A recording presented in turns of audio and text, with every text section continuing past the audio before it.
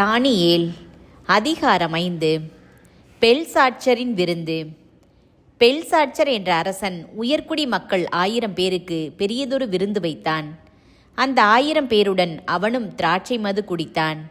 அவ்வாறு குடித்து கொண்டிருந்த பொழுது அரசன் தானும் தன் மனைவியரும் வப்பாட்டிகளும் குடிப்பதற்கென்று தன் தந்தையாகிய நேபுகத்நேசர் எருசலேம் திருக்கோவிலில் இருந்து கொண்டு வந்திருந்த பொன் வெள்ளி கிண்ணங்களை கொண்டு வர சொன்னான். அதன்படி எருசலேமில் இருந்த கடவுளின் கோவிலில் இருந்து கொண்டு வந்த பொன் கிண்ணங்களை எடுத்து வந்தார்கள். அரசனும் அவனுடைய உயர்குடி மக்களும் அவனுடைய மனைவியரும் வப்பாட்டியரும் அந்த கிண்ணங்களில் இருந்து குடித்தார்கள். அவர்கள் திராட்சை மது குடித்து கொண்டே பொன், வெள்ளி, வெண்கலம், இரும்பு, மரம், கல் ஆகியவற்றால் ஆன தங்கள் தெய்வங்களை புகழ்ந்தார்கள்.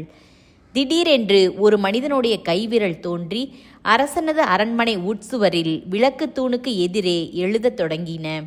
அவ்வாறு எழுதும்போது அரசன் அந்த உள்ளங்கையை பார்த்தான். அதை கண்டு அரசன் முகம் கருத்து, நெஞ்சம் கலங்கி, குலை நடுங்கி, தொடை நடுக்கமுற்றான். உடனே அரசன் மாயவித்தைக்காரரையும் கல்தேயரையும் சோதிடரையும் கூட்டி வரும்படி உரக்க கத்தினான்.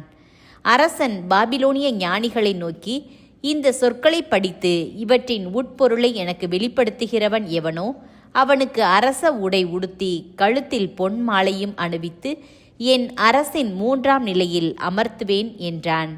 பிறகு அரசனின் ஞானிகள் எல்லாரும் உள்ளே சென்றனர். ஆனால் அந்த சொற்களை படிக்கவோ அவற்றின் உட்பொருளை அரசனுக்கு விளக்கவோ அவர்களால் இயலவில்லை. அதை கண்ட பெல்சாட்சர் அரசன் மிகவும் மனக்கலக்கமுற்றான். அவனது முகம் வெளிரியது. அவனுடைய உயர்குடி மக்களும் திகைத்து நின்றனர். அரசனும் உயர்குடி மக்களும் எழுப்பிய கூச்சலை கேட்டு அரசி விருந்து கூடத்திற்குள் விரைந்து வந்து, அரசரே, நீர் நீடூழி வாழ்க. நீர் வீணாக அச்சமுற்று முகம் வெளிர வேண்டாம். புனிதமிகு கடவுள் ஆவி நிறைந்த மனிதன் ஒருவன் உமது அரசில் இருக்கிறான். உம் தந்தையின் ஆட்சி காலத்தில் அறிவொளியும் நுண்ணறிவும் தெய்வங்களுக்கொத்த ஞானமும் அவனிடம் திகழ்ந்தது தெரிய வந்தது. எனவே உம் தந்தையாகிய நேபுகத்நேசர் அரசர் அவனை மந்திரவாதிகளுக்கும் மாயவித்தைக்காரர்களுக்கும் கல்தேயருக்கும் சோதிடருக்கும் தலைவனாக்கினார். அந்த தானியேல் வியத்தகு விவேகமும் அறிவும் உடையவன். கனவுகளுக்கு விளக்கம் கூறும் அறிவாற்றல் படைத்தவன். விடுகதைகளுக்கு விடை கூறும் ஆற்றல் உடையவன். சிக்கல்களை தீர்க்கும் திறமை வாய்ந்தவன். அவனுக்கு அரசர் பெல்தசாட்சர் என்று பெயரிட்டுள்ளார். அவன் உடனே இங்கு அழைக்கப்படட்டும். அவன் விளக்கம் கூறுவான் என்றாள். அவ்வாறே அரசன் முன்னிலைக்கு தானியேல் அழைத்து வரப்பட்டார். அரசன் அவரை பார்த்து, என் தந்தையாகிய அரசன் யூதாவில் இருந்து சிறைப்பிடித்து வந்தவர்களுள் ஒருவனாகிய தானியேல் என்பவன் நீதானே? உன்னிடத்தில் புனிதமிகு கடவுளின் ஆவியும் அறிவொளியும் நுண்ணறிவும் சிறந்த ஞானமும் உண்டென உன்னை பற்றி கேள்விப்பட்டுள்ளேன். இப்பொழுது இந்த சொற்களை படித்து இவற்றின் உட்பொருளை எனக்கு விளக்கி கூறுமாறு இந்த ஞானிகளும் மாயவித்தைக்காரரும் என் முன் அழைத்து வரப்பட்டனர். ஆனால் அவர்களால் இந்த சொற்களின் உட்பொருளை விளக்கி கூற முடியவில்லை. விளக்கங்கள் கூறவும் சிக்கல்களை தீர்க்கவும் உன்னால் முடியும் என கேள்விப்படுகிறேன். இப்பொழுது நீ இந்த சொற்களை படித்து இவற்றின் உட்பொருளை விளக்கினால் உனக்கு அரச உடை உடுத்தி கழுத்தில் பொன்மாலை அணிவித்து என் அரசில் 3ஆம் நிலையில் உன்னை அமர்த்துவேன் என்றான். அப்பொழுது அரசனுக்கு தானியேல் மறுமொழியாக கூறியது, உம்முடைய அன்பளிப்புகள் உம்மிடமே இருக்கட்டும். உம் பரிசுகளை வேறு யாருக்காவது கொடும். ஆயினும் இந்த சொற்களை அரசருக்கு படித்து காட்டி அவற்றின் உட்பொருளை விளக்கி கூறுவேன். அரசரே, உன்னதரான கடவுள் உம் தந்தையாகிய நேபுகத்நேசருக்கு பேராசையும் சிறப்பையும் மேன்மையையும் மாண்பையும் அளித்தார். அவருக்கு அளிக்கப்பட்டிருந்த சிறப்பின் காரணமாய் எல்லா இனத்தாரும் நாட்டினரும் மொழியினரும் அவருக்கு அஞ்சி நடுங்கினர். அவர் தம் விருப்பப்படி யாரையும் கொன்று விடுவார். தம் விருப்பப்படி யாரையும் வாழ விடுவார். தம் விருப்பப்படியே யாரையும் உயர்த்துவார். தம் விருப்பப்படியே யாரையும் தாழ்த்துவார். ஆனால் அவருடைய உள்ளம் இருமாப்புற்று, அவருடைய மனம் செருக்கினால் கடினப்பட்டது. உடனே அவர் அரசின் அரியணையில் இருந்து தள்ளப்பட்டார். அவரிடமிருந்து அவரது மேன்மை பறிக்கப்பட்டது.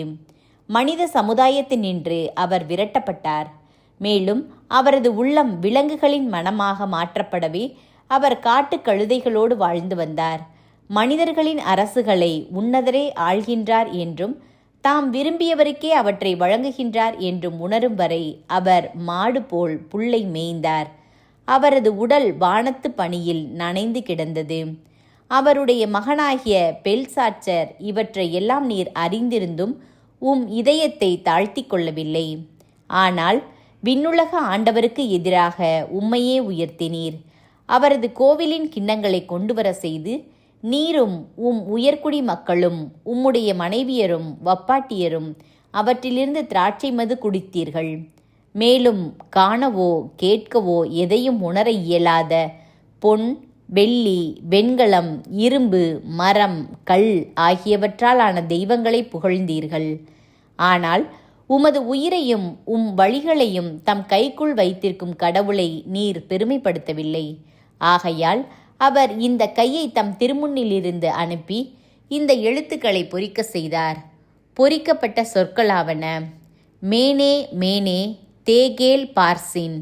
இவற்றின் உட்பொருள்: மேனே, கடவுள் உமது அரசின் நாள்களை எண்ணி வரையறுத்து அதனை முடிவுக்கு கொண்டு வந்துவிட்டார். தேகேல், நீர் தராசில் நிறுக்கப்பட்டீர், எடையில் மிகவும் குறைந்துள்ளீர். பார்சீன், உமது அரசு பிரிக்கப்பட்டு மேதியருக்கும் பாரசீகருக்கும் கொடுக்கப்பட்டுள்ளது. உடனே பெல்சாட்சாரின் ஆணைப்படி தானியேலுக்கு அரச உடை உடுத்தி கழுத்தில் பொன்மாலை அணிவித்தனர். மேலும் அரசில் 3ஆம் நிலையில் தானியேல் அமர்த்தப்படுவார் என்றும் முரசறைந்தனர். அன்றிரவே கல்தேய அரசனாகிய பெல்சாட்சர் கொலை செய்யப்பட்டான்.